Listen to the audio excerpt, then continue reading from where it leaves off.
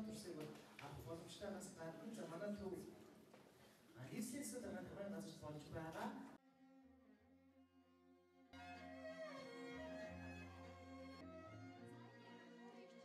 Шууд одоо дамжуулах ийм боломжийг олгож байгаа.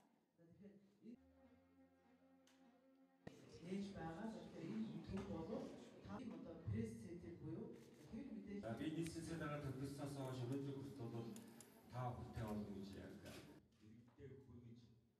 иргэдэд хүргэснээр тэгэхээр газар дугаар бол манай хэвлэл мэдээллийн салбарын